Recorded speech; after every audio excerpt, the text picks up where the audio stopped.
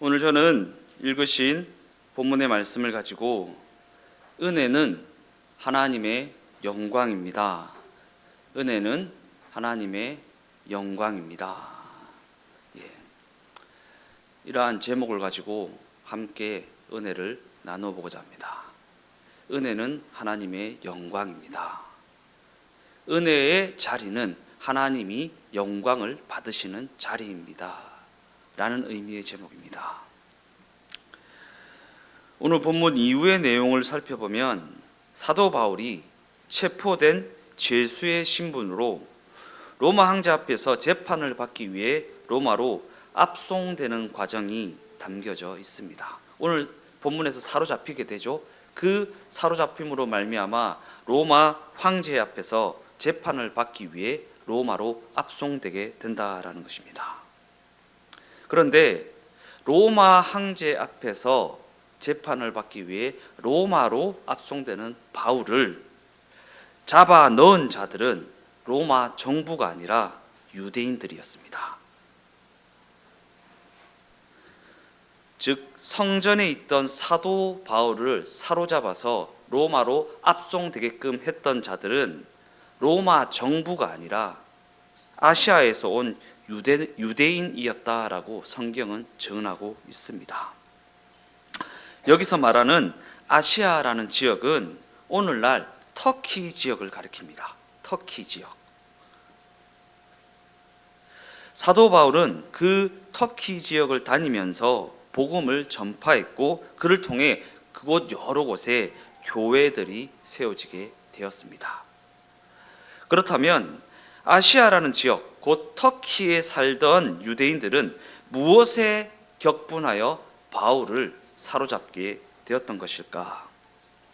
본문 28절 말씀입니다. 외치되 이스라엘 사람들아 도우라, 이 사람은 각처에서 우리 백성과 율법과 이곳을 비방하여 모든 사람을 가르치는 그자인데 또 헬라인을 데리고 성전에 들어가서 이 거룩한 곳을 더럽혔다 하니. 아시아에서 온 유대인들은 사도 바울을 향해 이스라엘과 율법과 성전을 비방하는 자라고 말하며 주변 사람들을 선동하고 있습니다. 그러한 관점에서 그들은 스스로를 이방인들과 비교하면서 자신들이 하나님이 친히 하사하여 주신 율법을 준수하며 살아가는 자들이라는 점과 하나님을 예배하는 성전을 소유하고 있다는 그 사실을 들며 스스로를 선민이라고 주장하고 그에 대한 특별한 우월감을 가진 그러한 자들이었습니다. 그런데 사도 바울이 전하는 그 복음의 내용이 그들이 가진 그러한 우월감이 무가치한 것이라고 하는 그러한 내용을 담고 있기 때문에 그로 인한 분노를 느끼게 되었다라는 것입니다. 기득권이 무섭죠. 기득권. 가졌다고 하는 그 생각이 무섭죠. 내가 가진 그것을 무가치하게 만들어버린 것이 이만큼 무섭습니다. 내가 가졌다고 하는 그 우월감, 내가 가졌다고 하는 그 가치, 재산 다 포함되는 것이죠. 그러한 것들이 누군가의 말로 말미암아 무가치한 것이 되어버리면 그로 말미암아 분노를 느끼게 된다라는 것입니다. 어찌되었든 복음의 내용은 누구든지 예수가 그리스도로 믿어진 자는 아브라함의 후손, 믿음의 후손이 된다라고 선언하고 있습니다. 그러나 유대교에서는 아브라함의 후손이 되려면 유대인으로 태어나든지 아니면 할례를 받고 율법을 준수하고 성전에 나와 제사를 드려야 한다고 그렇게 가르칩니다. 물론 후자의 경우도 간혹 있습니다. 할례를 받고 율법을 준수하고 성전에 나와 제사를 드림으로 말미암아 아브라함의 후손으로 인정되는 경우가 간혹 가다가 있습니다. 그러나 실제적으로는 아브라함의 후손이 된다라는 것은 유대인들에게만 허락된, 유대인으로 태어난 자들에게만 허락된 혈통적 특권이었다라는 것입니다. 그런데 이러한 혈통적 특권이 사도 바울에 의해 사도 바울이 선포하는 그 복음의 소식으로 말미암아 도전을 받게 되었다라는 것입니다.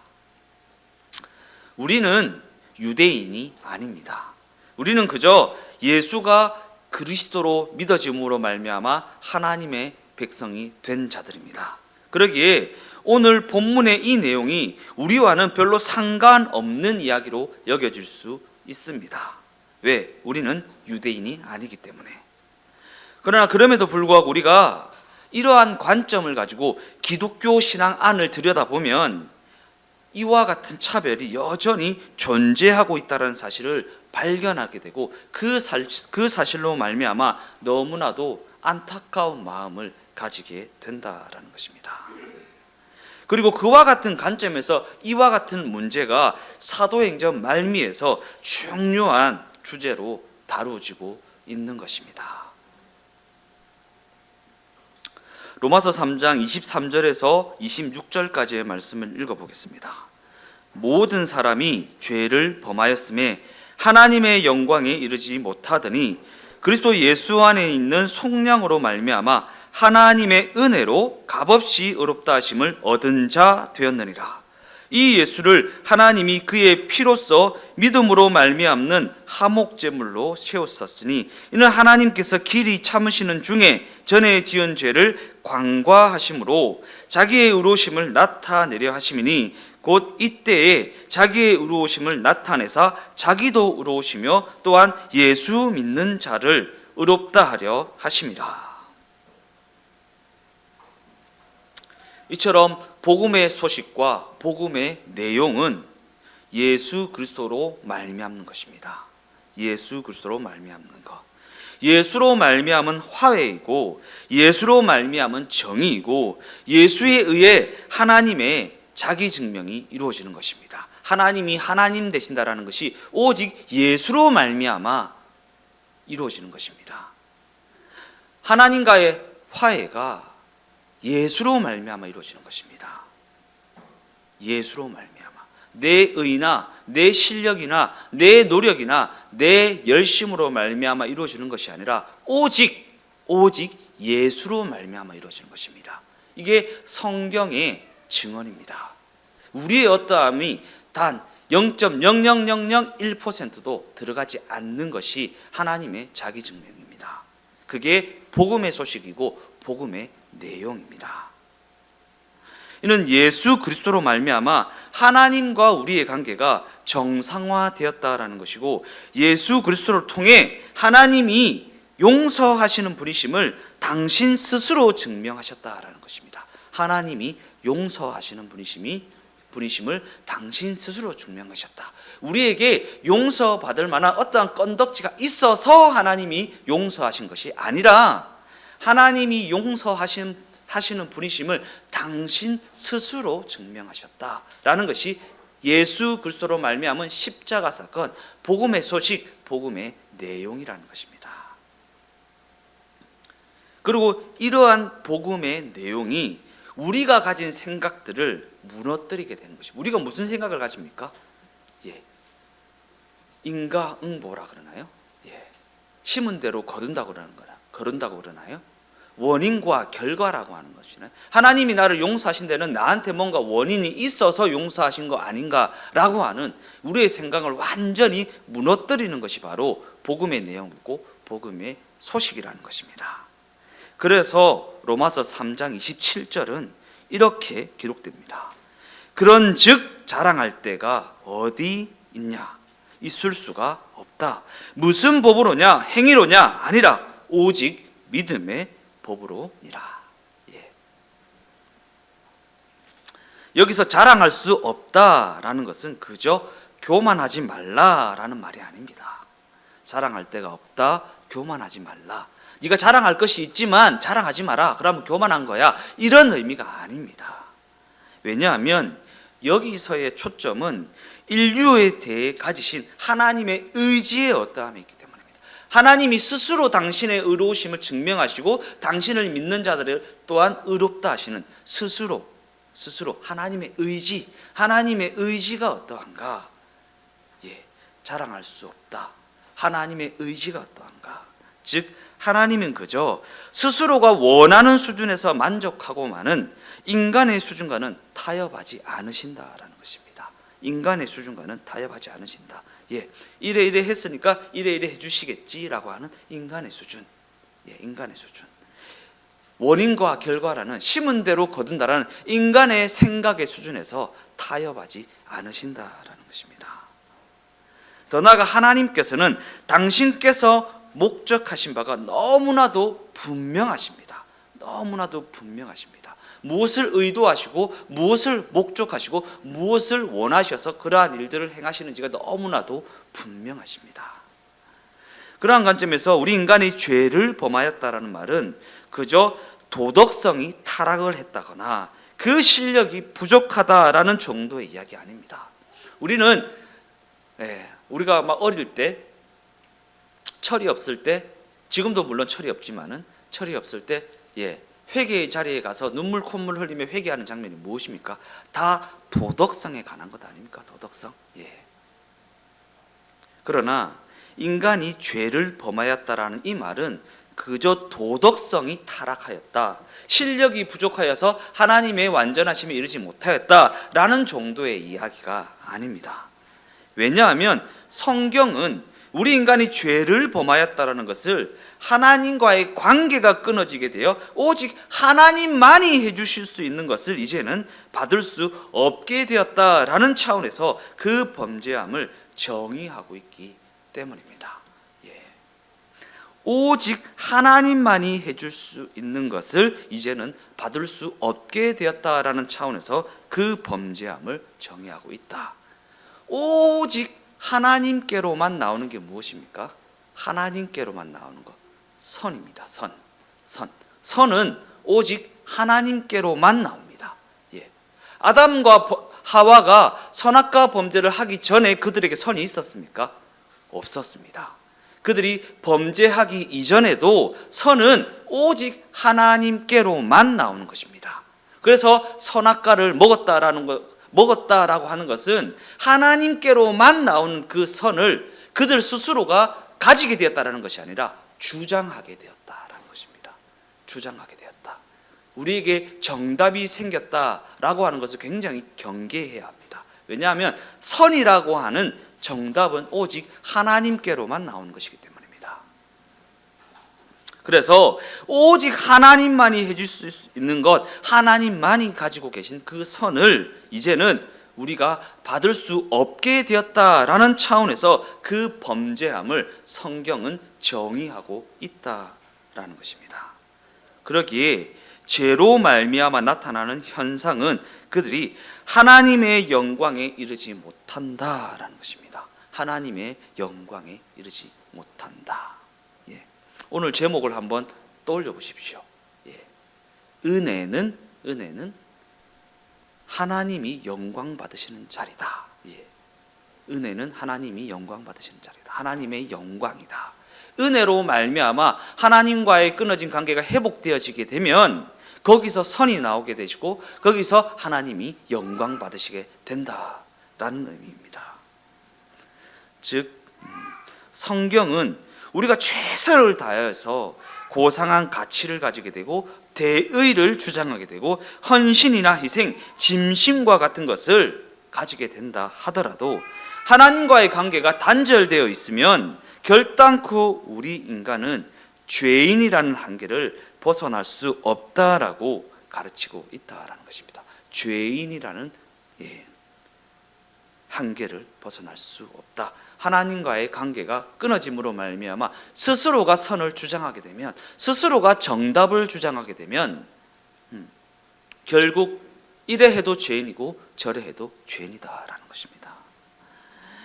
그러한 관점에서 사도행전에 나타난 유대인들의 분노는 그들의 자랑이 이방인들과 차별을 통해 갖게 되는 우월감에 기인한 것임을 드러내는 역할을 합니다. 우월감에 기인한 것을 드러내는 역할.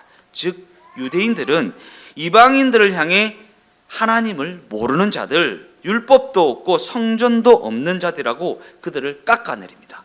그들이 선을 가졌고 그들이 선을 주장하고 너네는 이것도 없잖아, 저것도 없잖아, 이렇게 살지도 않고 저렇게 살지도 않잖아, 그러니까 너네는 하나님을 모르는 자들, 율법도 없고 성전도 없고 구원은 생각할 수도 없는 자들, 이렇게 깎아내림으로 말미암아 그들보다 우위에 서기를 원하고 그들을 위해 그 우위에 서기 위해 하나님의 일을 막아서는 일조차 서슴없이 자행했다라는 것입니다. 하나님의 일을 막아서는 일조차 서슴없이 자행했다. 그러니까 내 속에 정답이 있어지는 것, 곧 내 속에 선이 있어지는 것을 경계하십시오. 그것이 하나님과의 관계가 회복됨으로 말미암아 하나님을 통해 나오는 선인지, 내가 스스로 내 생각과 내 고집과 내 아집을 통해 나오는 선인지 분별할 수 있어야 됩니다. 이게 영적 분별입니다. 하나님으로 말미암은 선인지, 내가 스스로 주장하는 선인지, 하나님과의 관계가 회복됨으로 말미암아 하나님께로부터 흘러나오는 선인지, 하나님께로부터 흘러나오는 정답인지, 아니면 스스로가 주장하는 선인지 분별할 수 있어야 한다라는 것입니다. 물론 유대인들이 저지르고 있는 이 죄는 모든 인류가 본성적으로 저지르는 그러한 죄입니다. 모두가 다 죄를 범하였고 그들 모두를 구원하시기 위하여 예수님이 이 땅에 오셨습니다. 이게 복음의 내용입니다. 모두가 다, 유대인들만이 아닙니다. 모두가 다 죄를 범하였고 그들 모두를 구원하기 위하여 예수님이 이 땅에 오셨습니다. 그런데 유대인들은 스스로를 자랑함으로 말미암아 그 은혜 바깥에 머무르게 됩니다. 우리는 너희보다 우월한 존재이기 때문에 우리에게는 그 은혜가 필요치 않다라는 겁니다. 나는 유대인으로 태어났기 때문에 그 은혜라는 것이 필요치 않다라고 주장하는, 그 은혜 바깥에 머무르게 되는 그러한 우를 범하게 되었다라는 것입니다. 이와 같은 관점에서 많은 기독교인들 역시 예수님을 믿는다는 스스로의 선택과 스스로의 결단을 강조하면서 기독교 신앙을 폐쇄적으로 만들어버립니다. 나는 예수를 믿었고 너는 믿지 않았어. 나는 영적인 선택을 했고 너는 육적인 선택을 했어. 나는 거듭났고 너는 거듭나지 않았어 라고 자신 스스로의 선택과 자신 스스로의 결단을 강조하고 우월한 것으로 여기면서 기독교 신앙을 폐쇄적으로 만들어 버린다라는 것입니다. 그래서 모두를 향해 열린 구원의 문을 닫아버리고 나는 믿었고 너는 안 믿었다, 나는 거듭났고 너는 안 거듭났다 라고 말하며 다른 이들을, 자신과 다른 모습을 가지고 살아가는 이들을 어디로 보내버립니까? 지옥으로 보내버립니다. 나는 천국 갈 만한 건덕지가 내게 있고 너는 없어, 그러니까 너는 구원받지 못했고 지옥 백성이야 라고 말하면서 주변 이웃들을 지옥으로 보내버리는 경우가, 내 신앙적 열심을 가지고 내 신앙적 어떠함을 가지고 다른 사람의 신앙적 어떠함을 지적하고 지옥으로 보내버린다라는 것입니다. 이러한 모습은 유대인들이 사도 바울에게 대드는 모습과 너무나도 흡사한 모습입니다. 그리고 성경은 이러한 모습을 지적하고 있고 이러한 모습을 고발하고 있다라는 것입니다. 사도 바울만 그랬습니까? 아니요. 예수님조차도 이 독사의 자식들아, 바리새인들에게요, 유대인들에게요, 이 독사의 자식들아 말하면서 너네도 못 들어가, 천국 문 앞에 서서 너네도 들어가지 않고 다른 사람도 들어가지 못하게 하는 자들아 라고 말하는 것입니다. 천국 문 앞에 서서 너네도 그 은혜 안에 들어가려 하지 않고 다른 사람들도 그 은혜로 말미암아 구원받는 것을 막는 자들아 라고 책망하는 것입니다. 유대인들이 자기 민족과 율법과 성전을 비방하는 사람이라고 말하며 사도 바울을 붙잡아가는 그 모습에 우리가 눈여겨보아야 할 지점이 있습니다. 유대인들이 그들의 특권을 지키기 위하여 취하는 행동과 사도 바울이 복음을 전하기 위하여 가진 태도가 너무나도 대조적이다라는 것입니다. 대조적이다. 한쪽은 자신의 열심에 대한 보상을 받으려 하고, 한쪽은 모든 이들에게 은혜가 필요하다라는 사실을 선포하고 있습니다.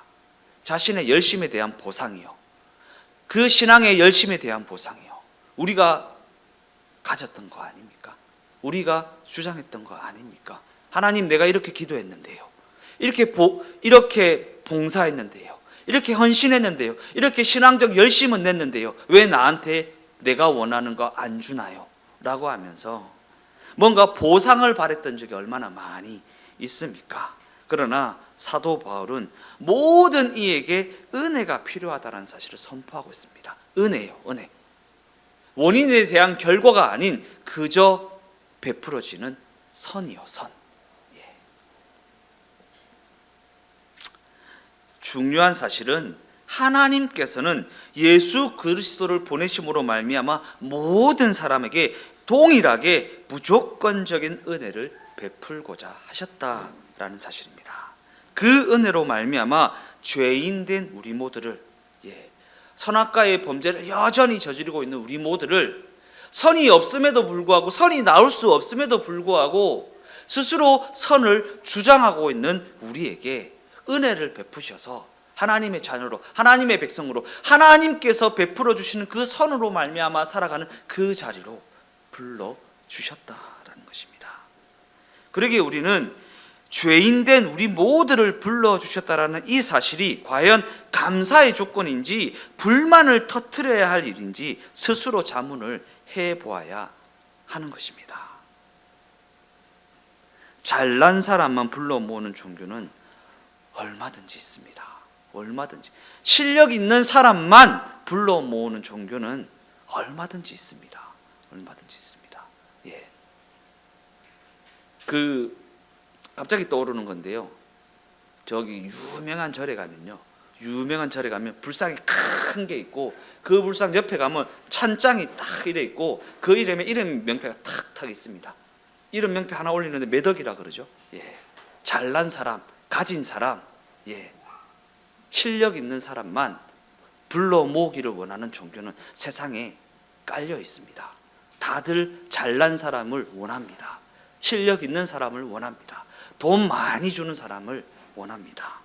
그러나 못난 사람, 은혜가 필요한 사람, 하나님께서 붙들어 줘야 하는 사람을 위하는 종교는 오직 기독교밖에는 없습니다. 은혜가 필요한 자들을 모으는 종교는 오직 기독교밖에 없습니다. 그러한 관점에서 우리는 자신이 못났다라는 사실과 자신에게 은혜가 필요하다라는 사실을 너무나도 절감하는 인생입니다. 그죠? 그런데 그런 우리가 조금만 믿음이라는 것을 가지게 되면, 그래서 조금만 열심을 내기 시작하면 유대인들처럼, 바리새인들처럼 상대방과 나를 차별하려는 죄의 유혹을 받게 된다라는 것입니다. 그래서 성경에는 섰다고 생각하는 자는 넘어질 것을 두려워하라라고 말하는 것입니다. 섰다고 생각하는 그 생각 자체가 넘어짐의 원인이 된다라는 것입니다. 내가 아무것도 아닌 존재라는 사실을 너무나도 참을 수 없어하는 우리의 모습이 있지 않냐라는 것입니다. 그래서 뭔가 세상적인 보상을 통해 자신의 신앙을 확인받고 싶어 안달이 나는 것 아니겠습니까? 내가 이만큼 기도했으니까 이만큼 다가와야지, 내가 이만큼 헌신했으니까 이만큼 보상이 주어져야지, 왜 내가 헌신하고 내가 이렇게 열심을 냈는데 나에게는 이러한 보상이 없는 것인가 라고 하는 그 세상적인 어떠한 보상을 통해 자신의 신앙을 받으려고 했던 적이 얼마나 많이 있냐라는 것입니다. 로마서 14장 13절에서 23절까지 좀 긴 말씀이지만 한번 천천히 읽어보도록 하겠습니다. 그런즉 우리가 다시는 서로 비판하지 말고 도리어 부딪힐 것이나 거칠 것을 형제 앞에 두지 아니하도록 주의하라. 내가 주 예수 안에서 알고 확신하노니 무엇이든지 스스로 속된 것이 없으되 다만 속되게 여기는 그 사람에게는 속되니라. 만일 음식으로 말미암아 내 형제가 근심하게 되면 이는 내가 사랑으로 행하지 아니함이라. 그리스도께서 대신하여 죽으신 형제를 네 음식으로 망하게 하지 말라. 그러므로 너희의 선한 것이 비방을 받지 않게 하라. 하나님의 나라는 먹는 것과 마시는 것이 아니요 오직 성령 안에 있는 의와 평강과 희락이라. 이로써 그리스도를 섬기는 자는 하나님을 기쁘시게 하며 사람에게도 칭찬을 받느니라. 그러므로 우리가 화평의 일과 서로 덕을 세우는 일을 힘쓰나니 음식으로 말미암아 하나님의 사업을 무너지게 하지 말라. 만물이 다 깨끗하되 거리낌으로 먹는 사람에게는 악한 것이라. 고기도 먹지 아니하고 포도주도 마시지 아니하고 무엇이든지 내 형제로 거리끼게 하는 일을 아니함이 아름다우니라. 내게 있는 믿음을 하나님 앞에서 스스로 가지고 있으라. 자기가 옳다 하는 바로 자기를 정죄하지 아니하는 자는 복이 있도다. 의심하고 먹는 자는 정죄되었나니 이는 믿음을 따라하지 아니하였기 때문이라. 믿음을 따라하지 아니하는 것은 다 죄니라.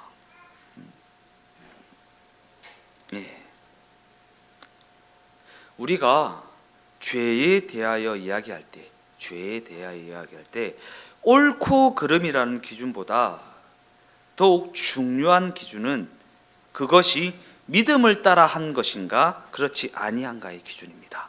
성경이 제시하는 기준입니다. 우리는 도덕적 기준을 가지고 옳고 그름이라는 기준을 가지고 죄에 대하여 이야기할 때가 많이 있고, 그 기준을 가지고 내가 죄지었구나, 하나님 앞에 회개해야지 라고 생각할 때가 많이 있었지만, 성경은 옳고 그름이라는 도덕적 기준이라는 그러한 기준보다 믿음을 따라 하였는가 그렇지 아니하였는가의 기준이 더욱 중요하다고 말하고 있다라는 것입니다. 왜냐하면 성경은 믿음을 따라하지 아니하는 것을 죄라고 정의하고 있기 때문입니다. 그리고 여기서의 믿음이라는 것은 예수 안에서 허락된 하나님이 다스리시는 방법이고 하나님이 일하시는 방법입니다. 하나님이 다스리시는 방법, 하나님이 일하시는 방법. 그러니까 믿음을 가지게 된 자는 무엇이 이루어지게 되죠? 하나님과의 관계 회복이 이루어집니다. 하나님과의 관계 회복이 이루어지면 무엇이 가능하게 됩니까? 하나님의 다스림을 받게 되고 하나님의 인도하심을 받게 되고 하나님의 일하심이 그 인생 가운데 나타나게 되어집니다. 그죠? 그래서 믿음을 따라 하나님의 다스림을 받아 행하는 것이 선이라는 것입니다. 도덕적 기준이라는 옳고 그름이라는 기준에 따라 하는 것이 선이 아니라 하나님의 인도하심을 받아 행하는 것이 선이다 라고 말하는 것입니다. 즉 하나님이 일하시는 목적과 연결되어 있지 않은 모든 것은 모두가 다 죄가 된다라는 것입니다. 도덕적 기준에 부합한다 할지라도, 옳고 그름의 기준에 부합한다 할지라도 하나님이 일하시는 그 목적과 연결되어 있지 않은 모든 것은 죄가 된다고 성경은 그렇게 정의하고 있다라는 것입니다. 그런 관점에서 이는 어쩌면 너무나도 무시무시한 선언이라고 할 수 있지만, 한편으로는 우리가 믿음을 따라 행해야 한다는, 하나님의 인도하심을 받아 행해야 한다는 이 선언은 그저 너무나도 고마운 선언이기도 합니다. 왜냐하면 이는 예수 그리스도 외에 다른 것으로는 자기를 증명하지 않아도 된다라는 선언이기 때문입니다. 예수 그리스도로 말미암는 것 아니고는 자기를 증명하지 않아도 된다. 다른 것으로는 내가 많이 가졌나 적게 가졌나, 실력이 있나 없나, 이러한 것으로는 자기를 증명하지 않아도 된다라는 이야기이기 때문입니다. 그러기에 우리는 상식을 넘어서고 윤리와 도덕을 넘어서서 하나님의 그 다스리심에, 하나님의 그 인도하심에 자신의 삶을 묶어야 하는 것입니다. 그것이 하나님의 백성들에게 주어지는 영광이 된다라는 사실을 알고 살아가야 합니다. 그것을 통해 하나님께서 영광을 받으신다라는 것입니다. 내가 스스로 주장하는 그 주장을 통해? 아니요. 내가 가진 그 실력을 통해? 아니요. 하나님의 인도하심으로 말미암아 은혜가 베풀어지는 그 자리를 통해 하나님께서 영광을 받으신다. 은혜 베풀어지는 그 자리가 바로 하나님이 영광 받으시는 자리이다라는 것입니다. 그리고 그러한 자랑과 그러한 기쁨이 없으면요, 올바른 신앙생활은 불가능합니다. 하나님의 인도하심으로 말미암은 자랑, 하나님의 인도하심으로 말미암은 기쁨, 그 동행하심으로 말미암은 자랑과 기쁨을 알지 못하면 올바른 신앙생활을 해 나가는 것은 불가능하다라는 것입니다. 불가능하다. 예. 결론적으로 말씀을 마무리하겠습니다. 하나님께서는 예수 그리스도를 통해 당신의 영광을 구체적으로 나타내셨습니다. 무엇을 통해요? 예수 그리스도를 통해. 하나님이 우리의 실력을 통해 영광 받으시는 게 아닙니다. 하나님이. 명심하십시오. 예. 저도 내 실력을 통해 하나님의 영광을 나타내고 싶어 했던 적이 많이 있습니다. 제가 축구 선수였잖아요. 제 꿈이 무엇이겠습니까? 예. 축구장에서 골을 한 골 딱 넣고 무릎 꿇고 기도를 하면서 주여 이렇게 하면서 이러면 하나님이 영광 받으시는 줄 알았습니다. 이러면 하나님이 영광 받으시는 줄 알았습니다. 높은 자리에 서서, 유명한 자리에 서서, 유력한 자리에 서서 이 모든 것이 하나님의 은혜입니다라고 말하면 하나님이 영광 받으시는 줄 알았습니다.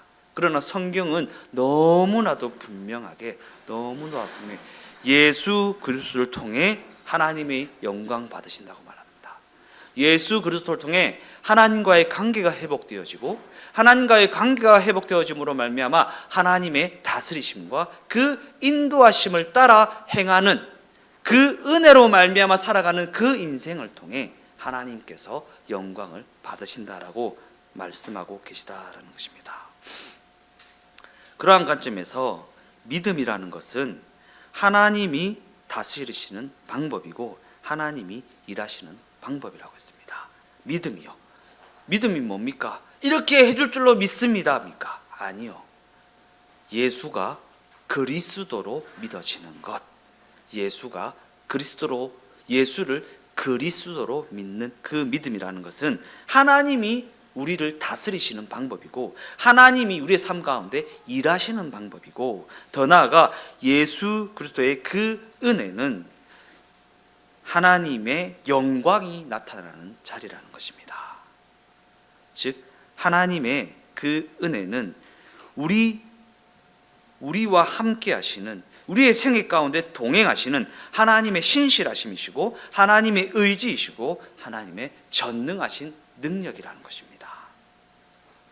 그러기에 하나님의 그 은혜를 그저 눈에 보이는 것으로 확인하려 하지 마십시오.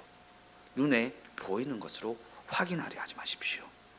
왜냐하면 그 은혜는요, 남보다 잘 되는 것으로 확인되어지지 않습니다. 남보다 잘 되는 것으로 확인되어지지 않습니다. 더 나아가 그 은혜는 오직 예수께서 그리스도 되는 그 자리에서만 확인되어집니다.